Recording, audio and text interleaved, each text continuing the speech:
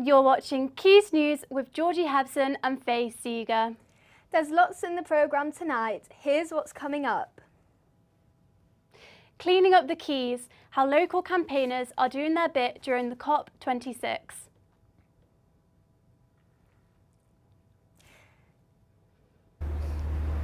Tattoos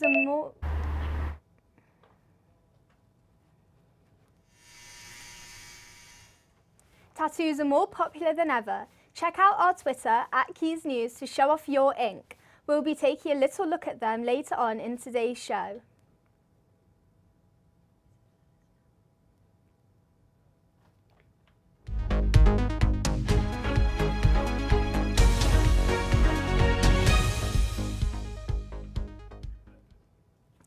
Well, this is utter rubbish. Salford Quays is being treated as a bin, and a new campaign is trying to change this. Our reporter, Neve McDermott, went to smell it for herself.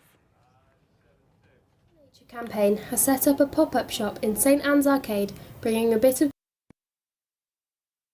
in a piece of polystyrene. I just thought that's disgusting. I don't want to see that kind of thing happening where I live. Many Salford residents have taken to social media to express their opinion. One woman said, following a Manchester United football game, she counted 4 men urinating on the streets.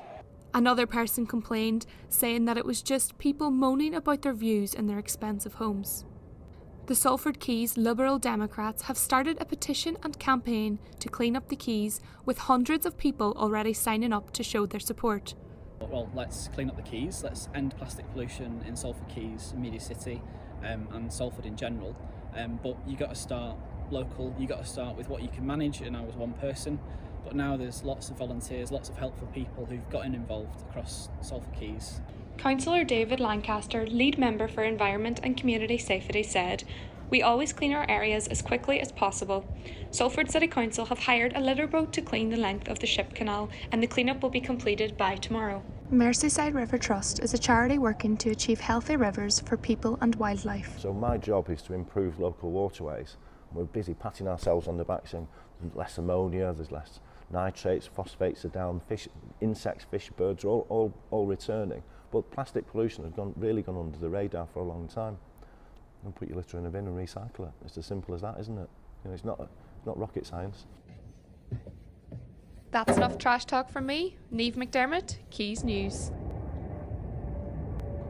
Partnering up with Manchester Climate Change Agency and Hubbub in the In Our Nature campaign aims to raise awareness of climate change and the importance of nature to the mental health of the local community. Our reporter, Polly Lobscombe, went down to their pop-up shop to find out more. The In Our Nature campaign has set up a pop-up shop in St Anne's Arcade, bringing a bit of green to the city of Manchester. The shop aims to inspire the locals to help reduce their own carbon footprint amidst the current global crisis. The climate crisis is more evident now than it's ever been before. Cities like Manchester are rapidly growing and expanding. Their population is really booming, and there are a lot of really key questions that need to be asked about how we incorporate greener initiatives into the way that we build our houses and we kind of expand our cities. And I think now, particularly for Manchester, it's a really pertinent time to look forward into the future and see how things could be done in a way that's much more greener and much more beneficial for the people who live here now and the people who are going to live here in the future. Growing your own food, biking to work and appreciating nature are few of the many things that will not only help to improve mental health but also reduce your own carbon footprint. By 2038, Manchester hopes to become a zero carbon city, which means the carbon emissions must be reduced by 13% year on year. Many people are very supportive of the campaign, and it has inspired them to get more involved in the act against climate change. It's like it's getting people to get back in touch with nature, that living in the city don't really get that very often. To buy like greener, you know, like not buy like things that contain plastic or things like that, and mostly recycle properly. It is hoped that Manchester will become a cleaner, greener and zero carbon city, not only for now, but for the future generations. The Manchester International Festival is taking place today at Casserfield Bowl. Rim Monk is on the scene.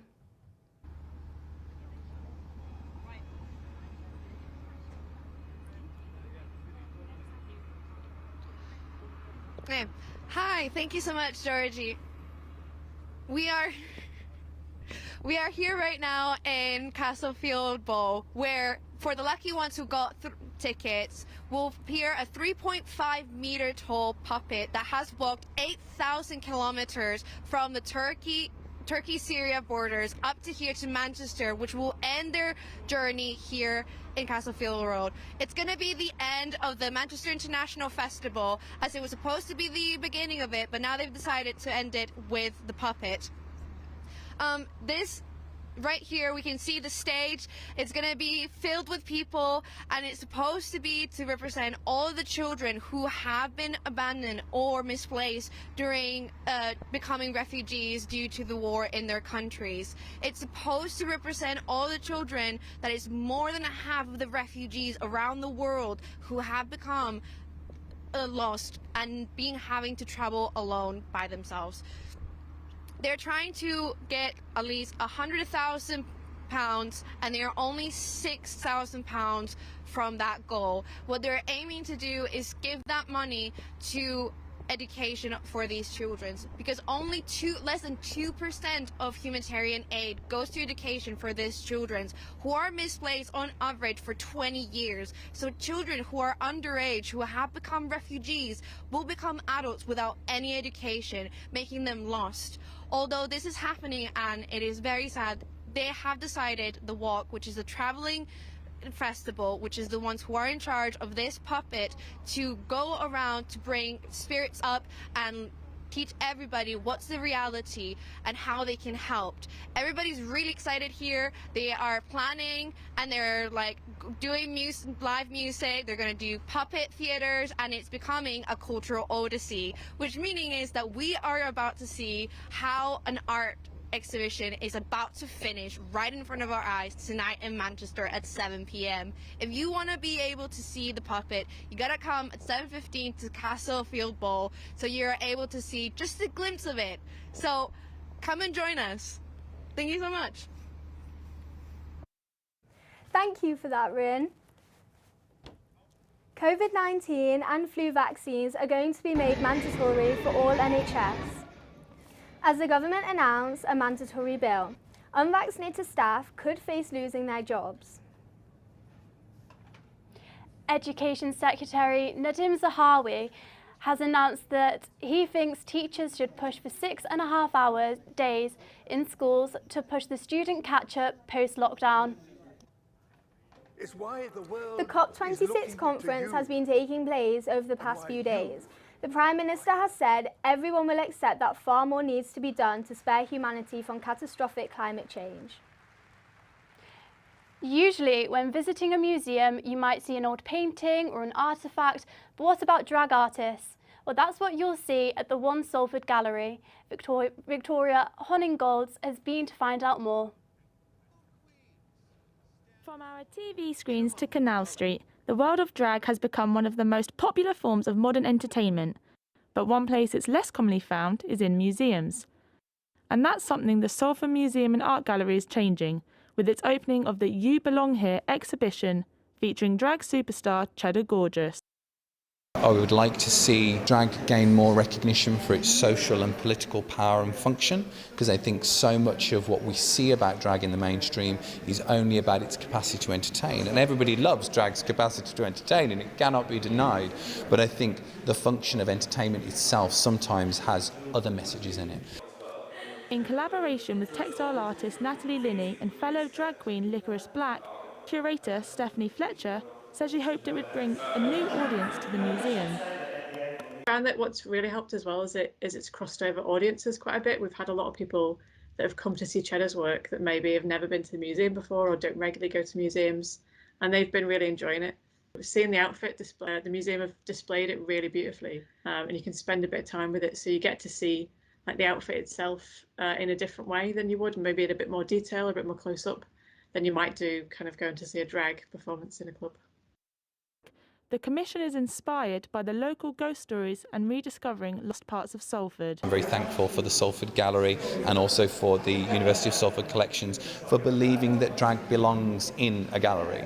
And because I think it's a wonderfully complex, layered way of telling stories that literally brings stories to life and enables them to connect with new audiences. The commission shows how diverse the world of drag can be. And with the industry continuing to grow, there's no doubt these types of exhibitions will be popping up more and more.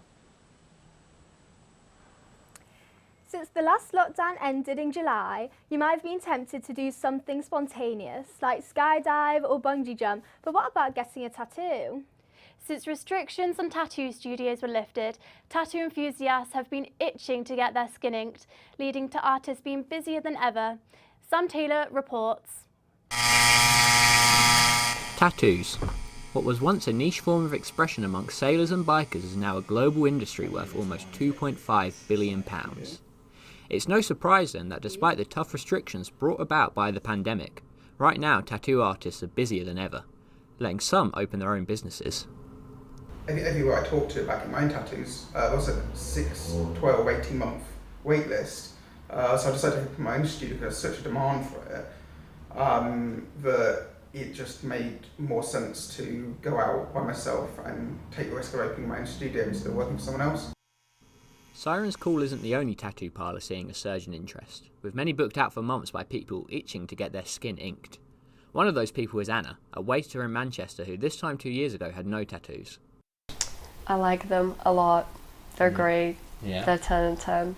I just like it's like accessorizing your body. Yeah, I think it's really nice.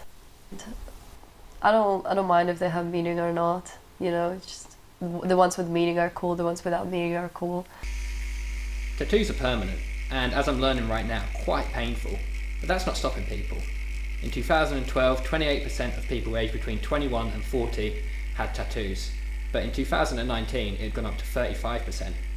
Most people that don't have tattoos are worried about regretting it in the future. But only 1 in 10 people that currently have them said they actually regretted inking their skin. I think a lot of people have taken time to kind of explore who they are as people and what they want in the future. There's also, just as a culture across the Western world, there's a massive acceptance of tattooing with, I want to say, 10 or 15 years ago. It's great for everyone that tattoos are becoming more accepted. But until someone comes up with a way to make it hurt less, I might have to wait before I come back for more. Now, earlier in the show, we asked to see your tattoos.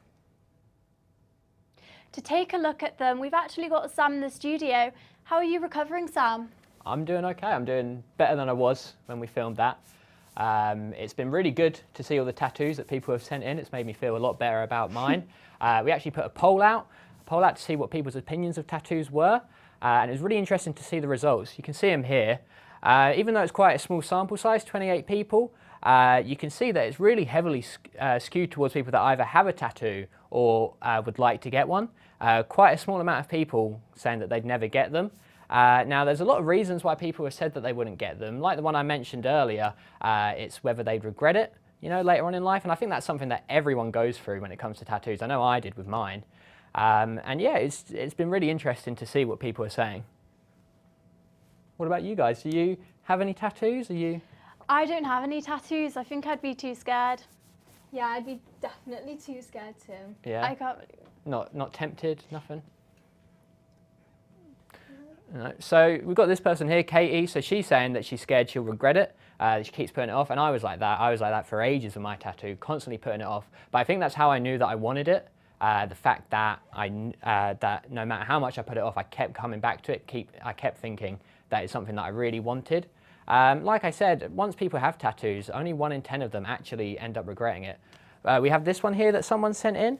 Now what they've actually got here is their birthday. They've got their birthday tattooed on there. Now I'm sure there's some deep meaning behind that. Maybe it's just that they keep forgetting their birthday. I'm not 100% sure.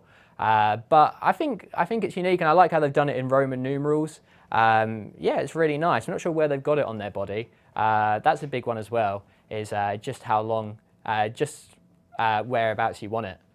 But yeah, I mean, what about you guys? Are there? I know you said you were worried about getting a tattoo, but are there any like that you're really tempted to get, or? I don't think so, just because I feel like I'd do something stupid. So, yeah. Remember to keep an eye on our Twitter, Quays News, to see how you can get involved next week. That's all from us for today. Goodbye and see you next week.